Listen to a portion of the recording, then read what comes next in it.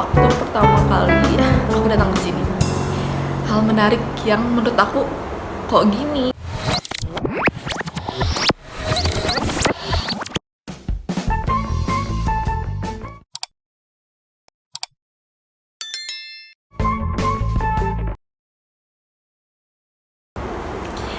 Hai guys, assalamualaikum. Eh, udah lama banget aku nggak bikin konten apa-apa, kurang lebih 7 bulan kali ya. Banyak banget yang nge-DM aku di Instagram pribadi aku. Banyak banget yang nge-DM tentang kayak, kak kapan bikin video lagi, kak pengen nonton video lagi dong, kangen kayak gitu.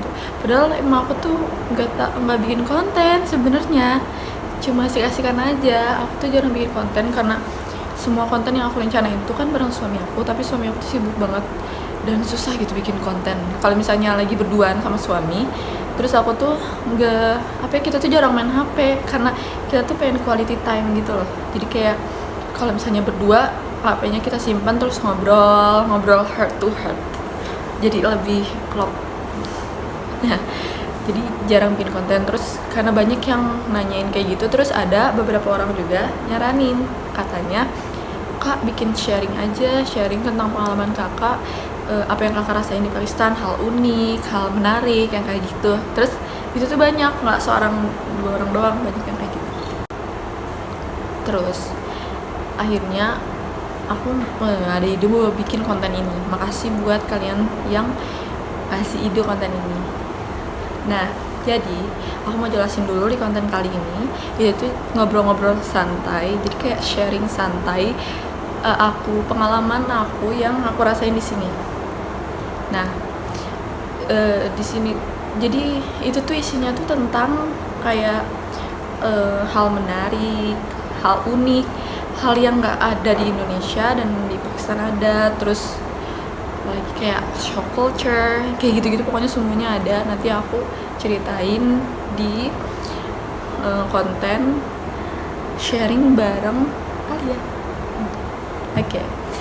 Aku mau tekanin dulu, mohon maaf sebelumnya. Jadi di konten sharing bareng Alia ini tuh pure apa yang aku rasain, apa yang aku tahu, apa yang aku pernah rasakan sendiri gitu.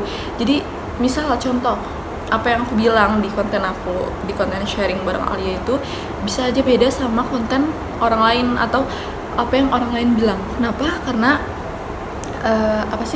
jadi setiap orang tuh beda-beda gitu, kayak pengalamannya tuh beda-beda, jadi nggak bisa disamain. Mohon maaf sebelumnya. Jadi misal contoh yang aku rasain tuh A, terus tiba-tiba ada orang lain ngomong bla bla bla beda. Nah, terus kalian misalnya kayak, ih kenapa yang ini ngomongnya gini, yang Alia ngomongnya gini, itu nggak bisa disamain ya, karena aku nggak ngambil secara general, tapi aku ngambil dari pengalaman pribadi aku sendiri. Oke? Nah, aku mau mulai sharing bareng Alia. Ini tuh waktu pertama kali aku datang ke sini.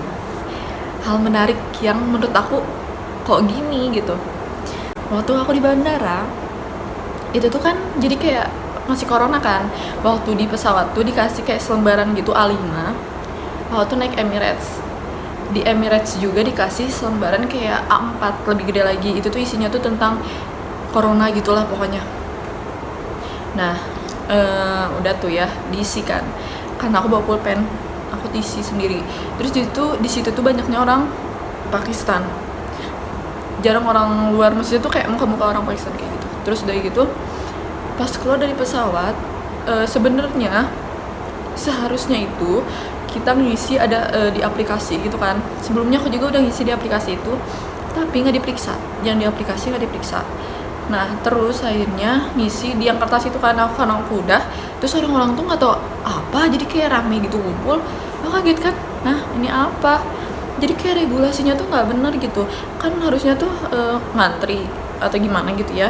Ngantri kayak buat ngasihin selembarannya, dan banyak yang belum ngisi. Terus di situ jadi pada ngumpul nggak jelas gitu dan ribet. Jadi gitu dah pokoknya. Terus akhirnya lama di situ. Terus aku akhirnya ngasihin kan. Nah, udah gitu ada kayak counter yang buat cap di paspor. Nah, waktu itu tuh aku tuh nggak tahu kalau misalnya pakai visa, misalnya berkunjung ke negara yang bervisa tuh visanya harus dicap dulu di counter yang percap visa gitu. Nah aku tuh nggak tahu dan aku tuh nggak pergi ke sana. Aku langsung aja ke counter yang buat cap paspor, pergi yang sekeluarga, bukan yang perorangan, sekeluarga, karena aku kan perginya bareng keluarga kan. Nah terus datanglah ke situ, terus kata si mas-masnya, katanya ke kantor yang mbak harus cap dulu visanya katanya gitu kan. Terus kata aku, ngecapnya di mana? Itu ke kantor aja, dia tuh suruh ke kantor. Sedang waktu aku lihat, ke kantor mana, ke sini, iya katanya. Terus udah gitu aku kesana kan sama keluarga aku nggak tahu kenapa sebenarnya itu tuh ada counter tersendiri buat ngecap visa, ngantri. Tapi aku dan keluarga nggak ngantri, ada orang, jadi orang yang ngantri, orang yang di counter itu tuh nyuruh aku nyuruh orang lain, ini nih bawain katanya, cap di sana, capin, dicap sama dia. Terus aku disuruh duduk santai nunggu di ruangan. Aku tuh ini apaan sih, kan harusnya aku ngantri kan. Terus udah gitu udah dapet tuh dicap, kian aku tuh aku harus ngantri lagi kan, ya udah aku ngantri. Terus tiba-tiba dipanggil sama si mas-mas yang jagain si counter pengacapan paspor. Katanya, mbak sini mbak, langsung aja tuh sambil gini-gini. Terus aku langsung kan, orang-orang tuh marah. Kenapa? Karena anaknya tuh pada mewek. Jadi orang-orang di situ yang ngantri itu banyaknya orang Pakistan kan, anak-anaknya tuh pada mewek. Terus dia tuh marah kan, nggak tau lah, berdebat tuh dia. Terus si yang tukang counter ngebelain aku sambil ngomong pakai bahasa Inggris, padahal itu orang Pakistan. Katanya ini tuh udah duluan tahu dari tadi, dia tuh cuma dicap visa doang. Iya sih bener, tapi kan ya nggak apa-apa gitu ya, aku ngantri aja lagi, nggak masalah gitu buat aku, karena kan aku nggak ada anak kecil dan nggak ribet lagi gitu kan. Terus si mas-masnya tuh ribet pokoknya mah. Terus udah gitu si mas-masnya tiba-tiba bilang gini, mbak kesini mau ngapain? Terus aku bilang kan, ada yang ngundang, aku bilang kayak gitu. Terus mbak boleh minta nomor telepon nggak? Kirain aku di situ tuh harus nyantumin nomor telepon, karena aku nggak tahu kan. Ya udah aku kasih nomor telepon suami aku dulu. Terus dia bilang, ini nomor siapa? Suami aku bilang, calon suami, aku bilang kayak gitu. Terus dia, nomor mbaknya aja mas, kalau ada butuh apa-apa ke nomor suami aku aja kata aku. Terus dia bilang, coba mbak ini nomor saya, mbak coba minjem HP mbak. Buat apa kata aku kan. Terus dia bilang, mbak saya mau ngetikin nomor saya, siapa tahu mbak butuh pertolongan atau punya temen yang bisa dijodohin sama saya. Aku shock di situ, kayak apaan sih nih orang gitu ya. Ya udah aku kasihin aja nomor HP aku kan. Udah tuh ceritanya. Gila. Terus udah gitu ada lagi yang lebih aneh. Aku tuh kan nyariin koper ya, koper aku tuh udah kelihatan tuh muter-muter karena aku lama kan di situ, belum ngecap visa kayak gitu, lama pokoknya muter-muter terus koper aku.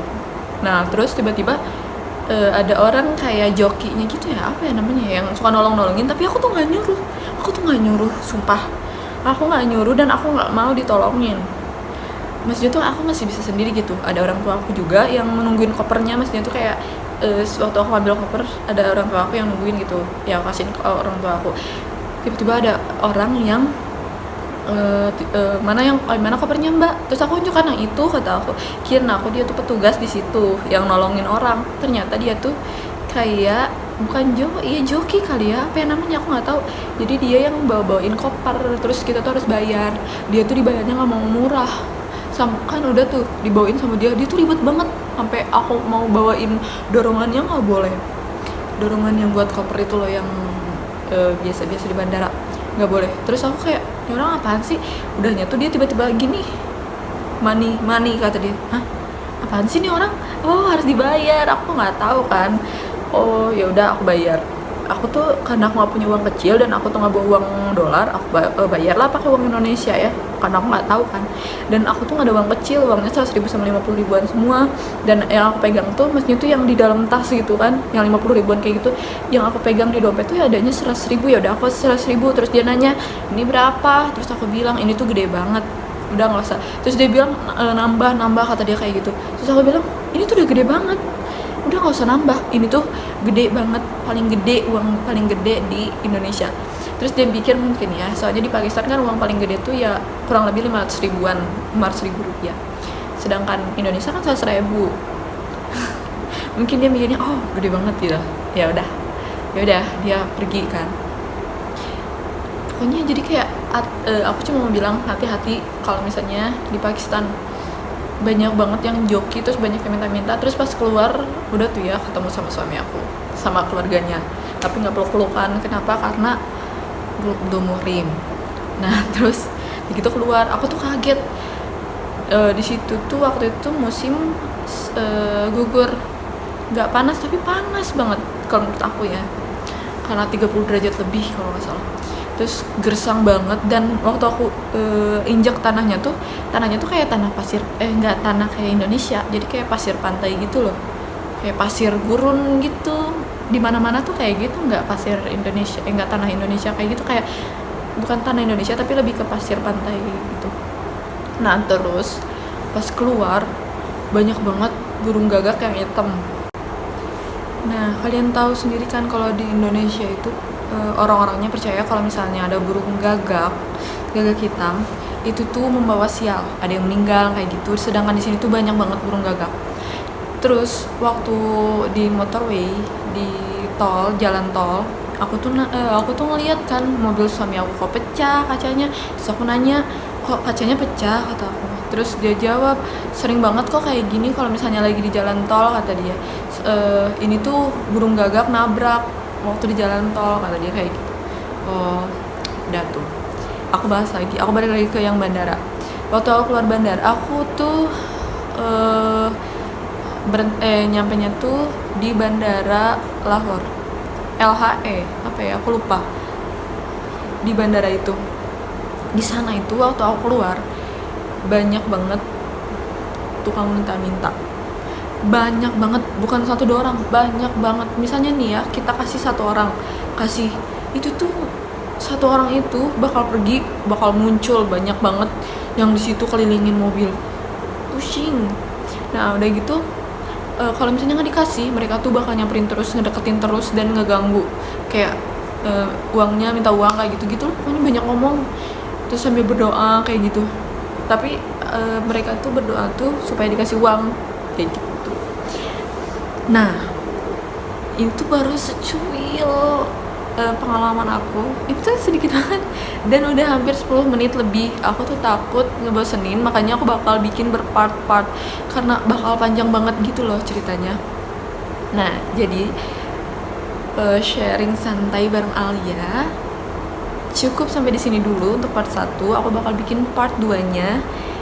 Kalian tunggu aja, aku bakal upload secepatnya. Ya kalau sekarang insya Allah aku bakal upload setiap seminggu sekali, insya Allah kalau ada waktu. Pokoknya sebulan lah minimal 2 aku bakal upload. Nah tapi itu juga kalau ada yang nonton, kalau banyak yang nonton. Kalau nggak ada yang nonton, aku nggak bakal upload cepet-cepet, paling sebulan sekali. So ajak teman-teman kalian buat nonton biar aku makin semangat. Dan jangan lupa subscribe, follow lagi ya, subscribe YouTube aku dan YouTube ini maksudnya, dan like, biar aku makin semangat bikin konten-kontennya. Terus kalau misalnya kalian mau ngobrol, kayak mau sharing tentang pengalaman kalian kayak gitu, dan kalian punya ide, Kak bikin ini dong kayak gitu di YouTube, nah nanti kalian bisa chat atau DM di Instagram aku pribadi yang ini, Alia_Adila. Nanti kalian follow aja langsung, atau langsung DM, terserah kalian. Di situ nanti aku bakal balas. Kenapa? Soalnya aku jarang banget buka yang Instagram yang @Alia_story, dan aku lebih aktif di Instagram yang ini. Dan aku, kalau misalnya kalian nanya di TikTok, aku jarang banget buka TikTok, jadi ya itu gitu. Terus next part 2 insyaallah aku mau bahas tentang nikah. Jadi kayak adatnya apa aja, persiapannya, terus gimana pokoknya yang kayak gitu-gitu lah, hal menarik yang aku bakal bahas di part 2. So jangan lupa subscribe, like video ini biar aku makin semangat. Dan sekali lagi aku tekankan kalau apa yang aku sampaikan, apa yang aku share di sharing santai bareng Alia ini di YouTube aku ini, itu menurut pengalaman pribadi aku. Jadi belum tentu apa yang aku rasain bisa kalian rasain juga, atau belum tentu apa yang orang lain rasain bisa sama apa yang aku rasain. Jadi ini semua pure apa yang aku pernah alamin. Oke? Makasih buat yang udah nonton, makasih udah ngeluangin waktu. Sampai jumpa di part 2. Bye bye. Assalamualaikum.